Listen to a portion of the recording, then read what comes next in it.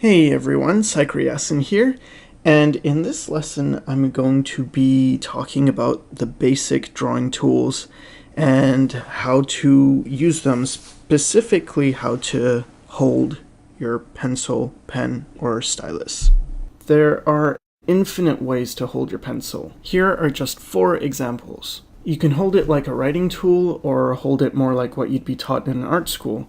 And one of the reasons why art schools teach you to hold your pencil differently than you would a writing instrument is that it gets you thinking differently. You're separating writing from drawing. With a stylus for a graphics tablet or a Cintiq, it's a bit more limiting in the way you hold it, but you still can hold it a few different ways. I personally feel that it's not such a big deal how you physically hold the pencil or pen in your hand, but it's more important what pivot point you use to draw. So what do I mean when I'm talking about pivot points? Well, here's a picture of an arm, and you can draw using your fingers as a pivot, your wrist, your elbow, or your shoulder. Now, when you use your fingers, you have a very limited range of motion. This is fine for writing because you don't need to make big movements. Usually your letters are fairly small. But when it comes to drawing and you want to, create straight lines or more fluid, larger, longer lines, then your fingers just aren't going to cut it. So how about your wrist? Well, here's your range of motion for your wrist, and it's approximate because you can move your arm in different ways to increase your range of motion. But in general, you can move your wrist about this much. And it's a lot better than your fingers, but it's still very limited. If you were to use your elbow, you can see just how much more of a range of motion you have. And that means you're going to be able to make much straighter lines, much smoother lines. And if you use your shoulder, again, your range of motion drastically increases.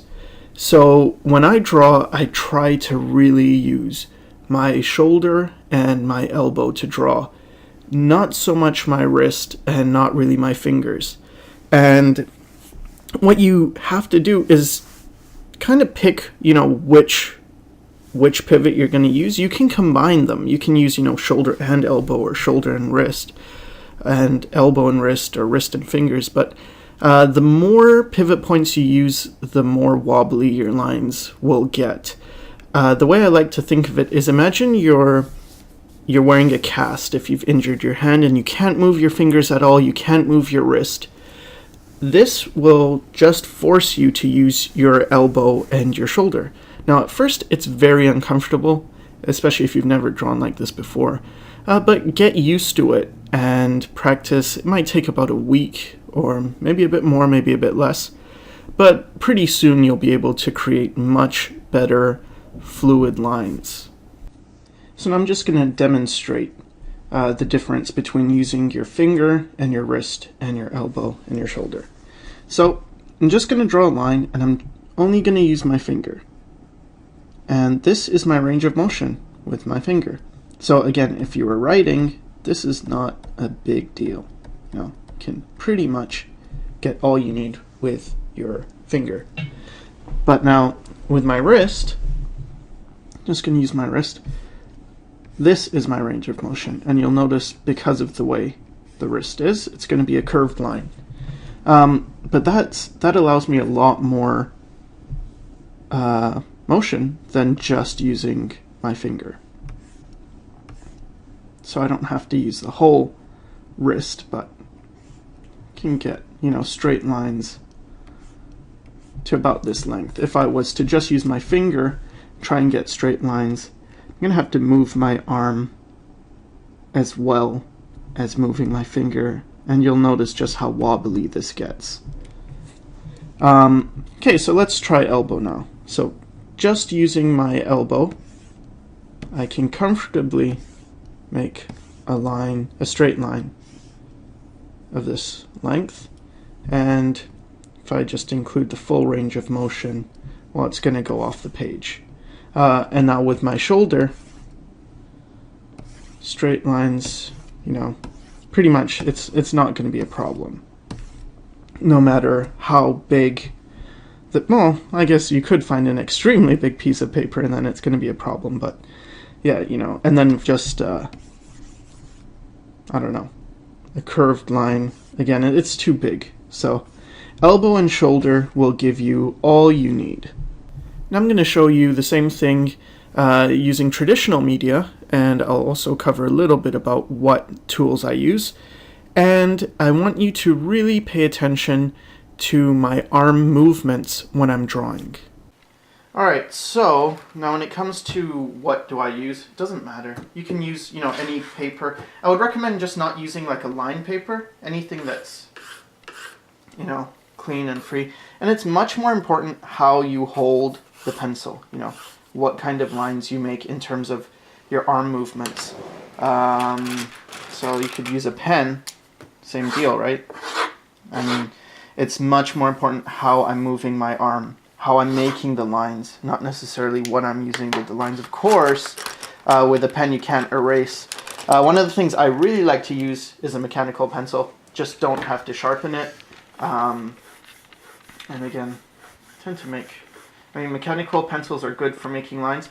Something you want to pay attention to is that when you draw after a while with a mechanical pencil, the tip of the lead actually, so in the beginning it's like this shape. Let's imagine this is a close-up of the lead. Then as you use it more, it'll, get a bit of an edge. So then you can actually use, and that edge grows, so you can use the sharp part here or the flat part like that, and then you can actually get some flat shading even with the mechanical pencil. And this has a softer lead, not sure what it is, like 3B, 4B maybe. Yeah, but as I said, find what you're comfortable with and just use that tool and experiment. But again, most important thing is your range of motion. Make sure you're using your elbow and shoulder to draw with, not just your fingers. You don't want to just draw as if it's a writing tool. And with using elbows and shoulder movements, you can actually still hold it as if you'd write it, as if you're writing, just, you just draw. It's just easier in general. A lot of art people will teach you, hold the pencil differently. And I think one of the benefits is, one, you can use more of the side of the lead. The other thing is it gets you out of this writing mode, especially if you're not used to drawing. Then the tendency is to tense up and just draw as if you write. And then using multiple pivot points. So that means maybe I'd use my finger to make lines and also my wrist. And what that does is then you get these wobbly types of lines where people will say, I can't even draw a straight line. Well, for me, I couldn't draw a straight line either unless I use, limited, either just the elbow or the shoulder or maybe the wrist. And then, I can draw pretty straight lines. So just practice it. Okay, so now that I've talked about how to move your arm, I briefly want to cover how to set up your drawing area. Basically, it doesn't matter if you draw on a table, easel, your bed, the floor, or your lap. The matter of importance is that you have enough room for larger arm movements so you can use your elbow and shoulder more. I've been asked how to position your graphics tablet before as well, and for this, again, it's really up to you. A common method is to either place a tablet in front of you on a table or on your lap, but I've seen some people place the tablet off to the side of them, so really, again, it's up to you. So much about drawing involves being comfortable. I think you should find and stick with what's comfortable for you. The same applies for tools. Whether you use a pencil or a pen, digital or traditional, your own comfort should be the deciding factor. Of course, it's also great to get out of your comfort zone and experiment with different tools, but in the end, you should use what you like to use. Set up your drawing area the way you want it to be. If it helps you to listen to music when drawing, do that, and if not, then don't. Okay, so now you know to use your elbow and your shoulder and pretty much how far away to stay from your paper. The next thing I want to cover is just some exercises you can do. So the first thing is to get to know your tool. And I'm going to show this in a digital medium, but you can do this with whatever tool you have, whether it's pencil or marker or whatever. You want to get comfortable. So first thing I like to do is just scribble. I like to move my arm, and this is going to help you to decide, do I feel comfortable doing this? Do I like the tool I'm using? And try different things, and try a pen. See what you like the most. The paper you use is also going to influence things. So if you're using a tablet like I am right now, or actually I'm using a Cintiq, but if you're using this, then your surface is going to be very smooth. So you're going to have to get used to that, and really just moving your arm, scribbling. These are all going to be great just to feel more comfortable. And it's also a good exercise just to warm up, if you're just starting drawing for the day. Make some scribbles. What I like to think of when I'm also drawing is the amount of pressure I put on the page. So I like to imagine I'm ice skating, and the tip of my stylus is the tip of the skate, and the page is the rink. And I just try and make really smooth movements and see how light I can apply pressure. And then I start to dig the skate into the ice and get more dark. So being able to control how light and dark you can go, it's also really important. And it's much more important to be able to draw lightly than to draw dark. It's very easy to, just put in a lot of pressure. But it's much more difficult to have a light touch. So this is something you really want to cultivate, is getting a very light touch. And again, I'm just sort of scribbling. I'm making fluid movements. The next thing that's really good to practice is making straight lines. So there's actually an angle that's the most comfortable to make lines at, and each person has a different angle. For me, it's probably this. It's very easy to make a straight line going this way, and I'm going from towards me to away from me. If I try, straight up and down, it's okay, but it's not as consistent. But again, this is something I can practice. Straight horizontal, it's okay.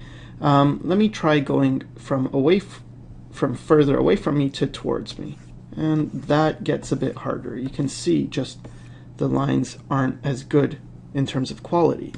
So this is something you want to practice, is getting straight lines. Also practice parallel lines. So draw a line, and then try and draw another line, keep it parallel. And the more you do, the better you get, until your arm gets tired, and then you'll get worse. So so this isn't very good. This isn't very good. You can see how these lines aren't parallel, but some of these are okay. This is pretty parallel.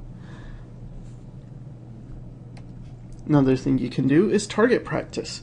So I make 2 dots, and at first it might be easier to make the dots close together. And then you want to do this thing called ghosting, where you're not actually touching your pencil or stylus or pen or whatever to the page. You're just making the movement until you get it right, and then when you're comfortable with the movement, then you make your mark and just try and connect those dots, and then make the dots further apart, and it gets more difficult. And this is something you can do all the time. When you're bored, just try it. And it takes a lot of practice, but I really view this more like warming up. Another thing you can do is make 3 dots, and this is how you practice making curves. So now it's more difficult. You want a line that goes through each of these points. And again, you ghost until, oh, that's terrible, until you can hit all three of those points. And yeah, I'm really not doing well with these curves, so I'm going to try again. Let's see.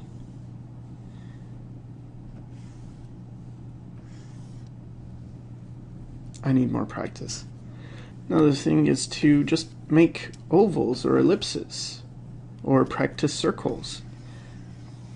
Sometimes you can go over the same circle, or sometimes it's good to ghost it and see if you can nail it in one pass. These aren't particularly glamorous. I mean, you're not gonna do this and really show someone, but they are really useful, and it's something that will help you just build your hand-eye coordination. It trains your muscle memory. So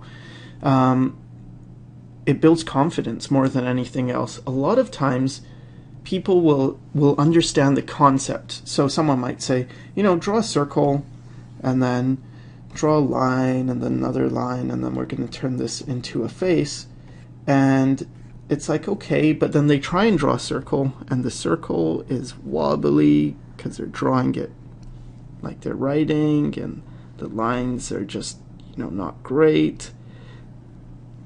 And this can be very discouraging because this doesn't look very good compared to the example.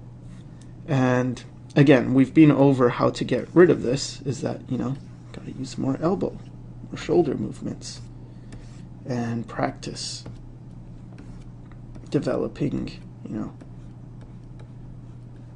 your lines. Get that light touch so that things aren't really hard and wobbly, but more smooth and flowing. Alright, so pretty much that's it. Like anything in art, it's going to require a bit of practice, but it's pretty effective once you get the hang of it. So I hoped it helped, and thanks for watching.